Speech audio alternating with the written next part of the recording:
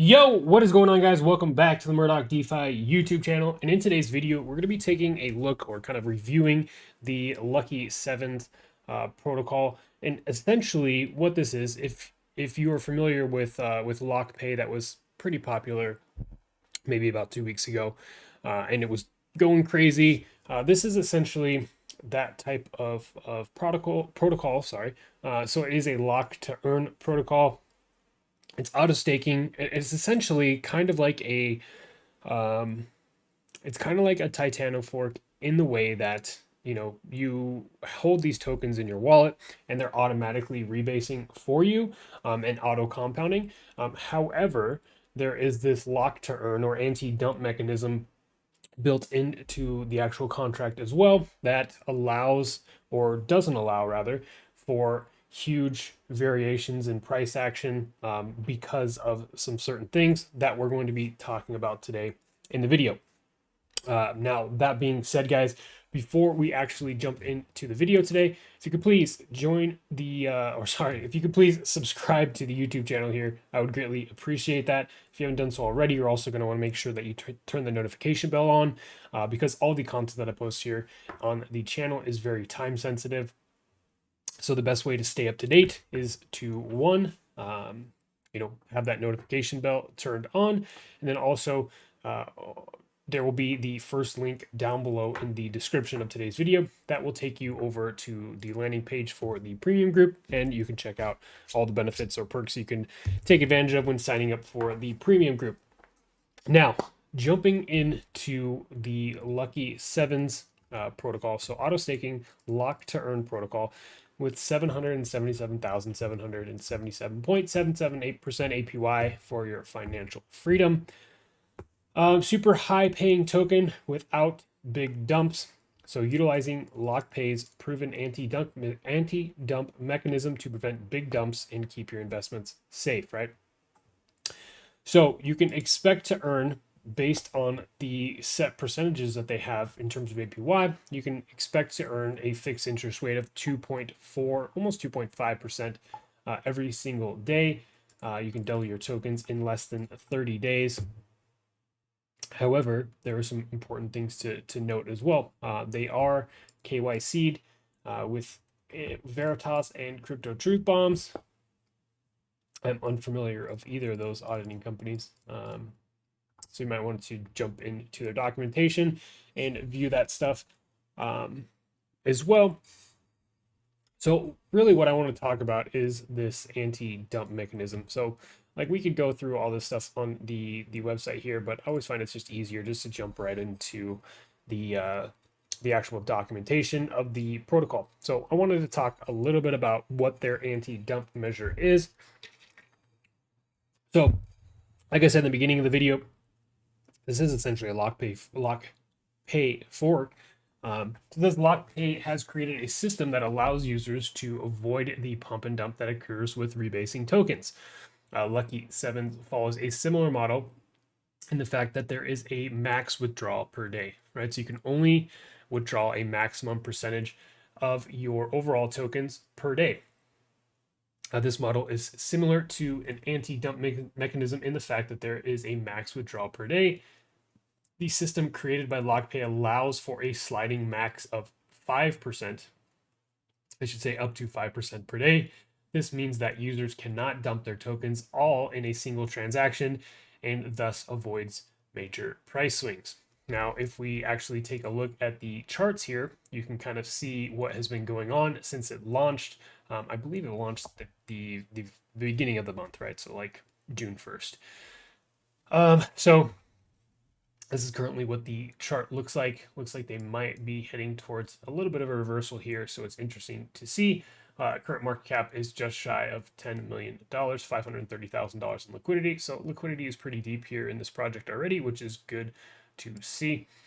So some keynotes about this anti-dump measure, right? It helps avoid price dumps.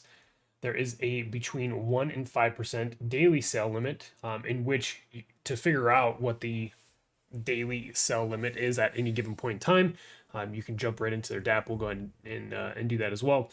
So that percentage per day is dependent on a day-by-day basis of the chart. Obviously, if you look at the chart and there's more sales than there's buys coming in, obviously for the protocol's health, it makes most sense to reduce the amount of daily sale or reduce the daily sell limit down to that 1% or closer to it than keeping it at 5%, right?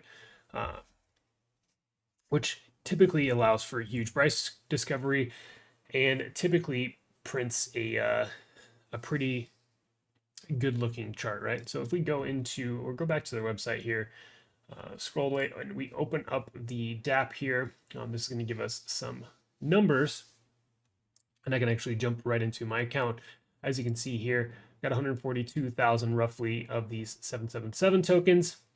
The max sell rate currently is at 1%. So as of right now, I would only be able to go in and sell 1,424 tokens because that is 1% of my total portfolio balance with this token, right? As you can see, it's not very much, right? It's less than $5. However, you get to a point, hopefully, that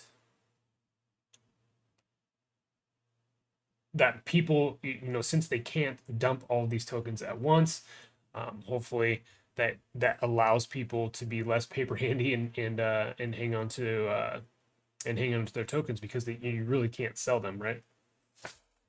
So it's definitely a very, very interesting concept. I know that the chart that LOCKPAY printed before things went south with them, I don't know exactly what happened. I know I did listen to one AMA with the founder of LOCKPAY, and it was just terrible, to be honest.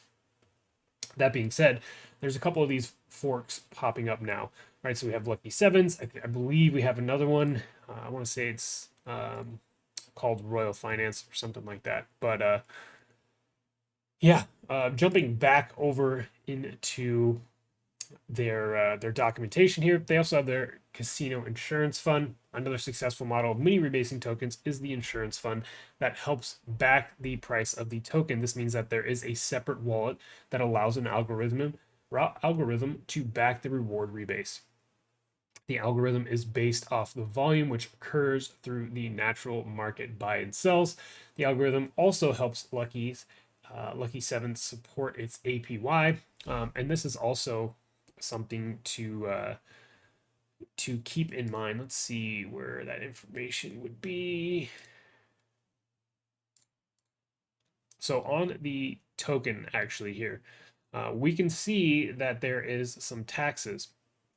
Now, I know that one issue that LOCKPAY had was there wasn't sufficient transfer tax, so people were just transferring tokens from one wallet to the next and then being able to cash out, and it caused the price to dump, right? Which is exactly what they were trying to combat, was rapid dumping or rapid like a downward spiral on the actual charts. So in the case of Lucky 7's, you're looking at a transfer tax of 80%, right? And 63% of that 80% gets burnt. So this is a deflationary mechanic that definitely helps the overall protocol.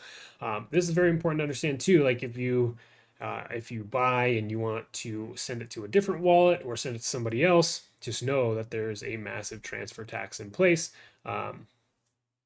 That 2% goes to the LP, 10% goes to Treasury, 5% to marketing, and like I said, 63% of that transfer tax is going to be burnt. Buy and sell tax differs a little bit. Buy tax, you're looking at 10%, 2% going to LP, 4% to the insurance fund, 4% to the Treasury. Sell tax of about 14%, not about, but is 14%. 2% goes to liquidity, 5% goes to the insurance fund, and then 7%, the remaining 7% goes into the Treasury. Now, they did have a pre-sale. I didn't personally take part in this, but they did KYC, like I said, with Veritas DeFi.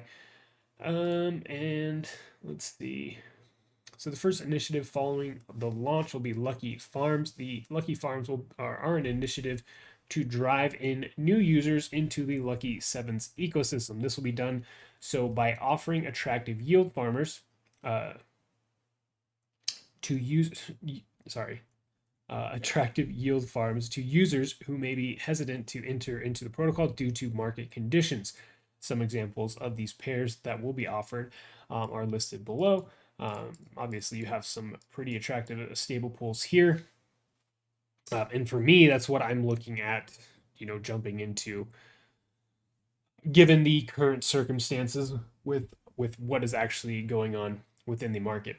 But I know that there was quite a few people that ended up jumping into LockPay, and I'm curious to see what you guys think about these types of lock to earn protocols.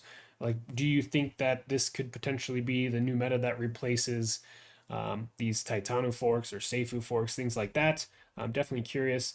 However, one thing that is for sure is that these DeFi projects that are launching as of recently are definitely not doing as well as they used to do. Say in the beginning of the year when, you know, things were a lot better in terms of the overall market sentiment. And obviously so there's a lot less liquidity in crypto in general.